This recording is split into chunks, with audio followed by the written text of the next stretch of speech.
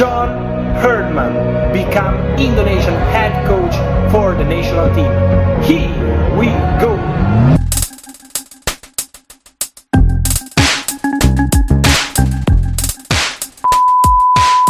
Akhirnya yang ditunggu-tunggu oleh rakyat Indonesia dah pun sampai. Inilah dia pengganti terbaru untuk Patrick Kluivert, iaitu John Herdman.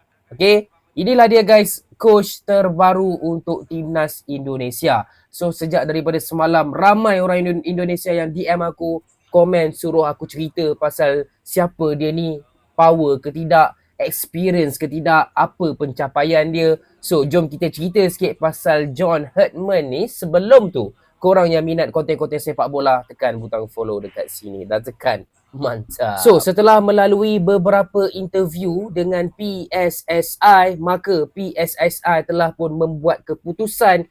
Inilah dia coach terbaru untuk timnas Indonesia, John Herdman. He's an English dia bukan orang Belanda nampaknya. Dia orang putih, orang UK lah, orang British. Dan dia yang dipilih untuk menggalas tanggungjawab yang sangat besar untuk membawa bola sepak Indonesia ataupun timnas Indonesia ke tempat yang lebih baik. Mungkin cuba untuk masuk World Cup pada tahun 2030. So, jom kita tengok sikit statistik John Herdman sepanjang karier dia sebagai coach. So, dia punya win rate, win dia adalah 49%, hampir separuh. Seri 12%, manakala kalah 39%. Okay. Dari segi formation, banyak juga formation yang dimainkan. Tapi, formation yang paling dia suka adalah 3-4-2-1. 3 at the back guys.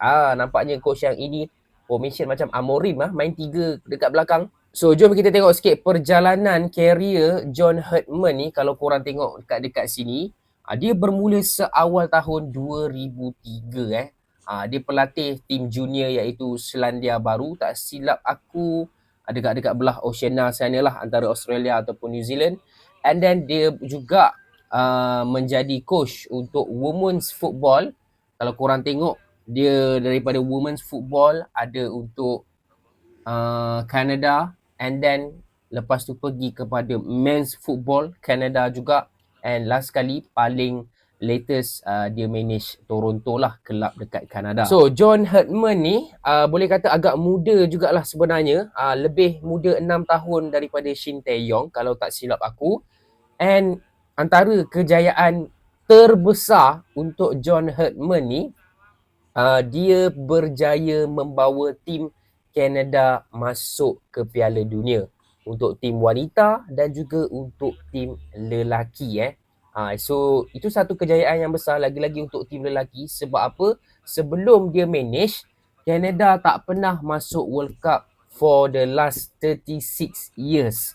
36 tahun tak masuk. Bila dia jadi manager, dia berjaya ubah benda tu. Dia berjaya bawa Canada masuk World Cup lah. So itulah yang diharapkan oleh Indonesia. Tak pernah masuk World Cup, harapkan John Herdman dapat mengubah status tersebut. Bagi aku, dari segi statistik, dari segi pencapaian, memang hebat lah. Lebih hebat daripada Patrick Kluivert dan mungkin lebih hebat daripada Shin Tae-yong. Cuma dari segi pengalaman, nampaknya macam dia tak. Jadi dia akan menangani tim U23, kemudian dia akan menangani tim senior. Jadi kalau bisa milih sama seperti STY dulu lah. Pelatih ini yang pernah menangani tim nasional Kanada, karena ya mungkin dari segi kontrak mungkin ya, gaji mungkin agak lebih oke lah. Itu pertimbangannya masuk di situ. Pasti. Kemudian kan sudah ada clue dari Pak Henry kemarin di jumpa pers bahwa ini pelatih yang mereka bidik itu adalah sudah pernah menangani tim nasional. Kalau tim nasional, Giovanni nggak pernah. Sudah pasti satu-satunya itu adalah John Herdman yang pernah menangani. Dan oke juga dia karena dia pernah menangani tim U23 kan. Jadi itu cocok. Kebetulan tim U23 kita kan lagi kosong. Kemarin terakhir dengan Indra Safri diberhentikan. Jadi bisa merangkap dia? Jadi dia satu paket. Bukan bisa merangkap lagi. Satu paket. Jadi dia akan menangani tim U23. Kemudian dia akan menangani tim senior. Jadi kalau bisa milih sama seperti STY dulu lah. Bagaimana sampai U20 ya? Iya, sekarang mulai dari U20 persiapan yang gagal Piala Dunia itu kan kita. Kemudian U23 kan berhasil masuk 4 besar Piala Asia itu kan. Ya hampir Olimpiade. Nah itu yang akan dibidik juga oleh John Hartman saat ini. Sama seperti dengan di kejuaraan. Saya pikir yang paling utama lah yang Arpa bilang tadi di Piala Asia itu di Arab ya. Di antara Januari Februari itu. Karena kita kan masuk 16 besar, kalah lawan Australia di Qatar dan sebelumnya itu zaman STY juga kan. Tapi padahal waktu itu kan belum selengkap sekarang. Pemain-pemain belum ada Jai semua kan, Calvin Verdong semua.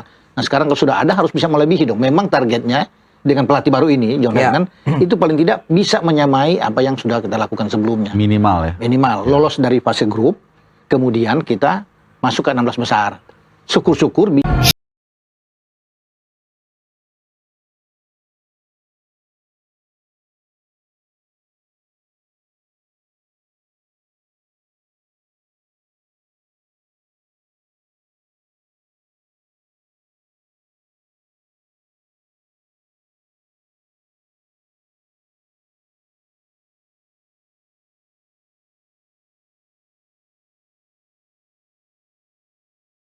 Resmi jadi pelatih timnas Indonesia, John Hartman bukan pelatih biasa. Dia datang dengan bukti, bukan janji.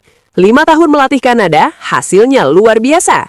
Kanada lolos Piala Dunia, ranking FIFA melonjak dari 72 ke 33 dunia, tertinggi sepanjang sejarah mereka. Bukan cuma itu, Hartman juga membawa Kanada ke final CONCACAF Nations League untuk pertama kalinya, dan mencatat 17 laga beruntun tanpa kekalahan. Prestasinya diakui, 4 kali dinobatkan sebagai pelatih terbaik Kanada dan CONCACAF. Berpengalaman melatih timnas junior, wanita, hingga senior pria, Hartman dikenal fleksibel dan bermental kuat. Sekarang masalahnya, maukah PSSI dan fans timnas Indonesia bersabar dan memberikan waktu yang cukup untuk sang pelatih? John Hartman akhirnya resmi jadi pelatih timnas Indonesia. Melalui rapat Exco pada 18 Desember 2025 malam, PSSI memutuskan menunjuk history makernya Kanada sebagai pengganti Kluivert. Tapi pertanyaannya, apakah rapor Pak John lebih burik dari Shin Tae-yong saat tampil di Piala Dunia? Kanada di bawah John Hartman memang menjelma jadi tim yang disegani di kawasan CONCACAF. Tapi saat menginjak Piala Dunia, Pak John gagal meraih satupun kemenangan. 3 laga fase grup, 3 kekalahan. Kanada tumbang dari Belgia, Kroasia, dan Maroko. Di atas kertas hasil ini lebih buruk dibanding rapor Shin Tae-yong sebelum menukangi timnas di tahun 2020.